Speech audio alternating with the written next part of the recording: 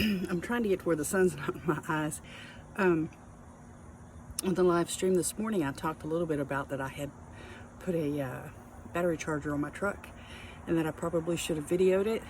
Well, I didn't at the time, but I thought, well, I'm getting ready to take it off here now. I'm gonna go check it and I want to show you, what I was talking about. Some of you guys are like, oh, it's just a battery charger. But anyway, here it is. So this is my truck.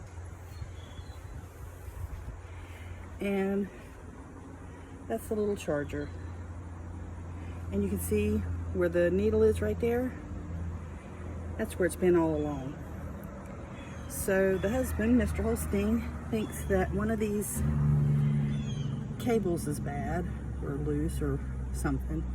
I have a lot of trouble with them getting dirty. The connection's getting dirty.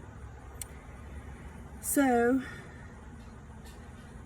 I'm going to first take off the hot, and then I'm going to take off the neutral in the opposite order that I put them on.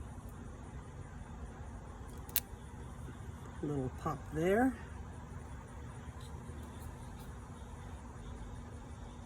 And a little not pop there.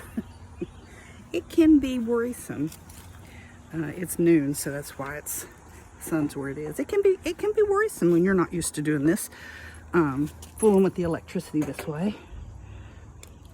So, oops, sorry, I'm right in your face, aren't I? I'm going to give that just a little wiggle. And give the hot just a little wiggle. And then I've got the key. The key fob batteries died a long time ago, so I don't fool with those. And I'm gonna see if I can get it to start. It wouldn't start. It was giving me that terrible noise of a dead battery.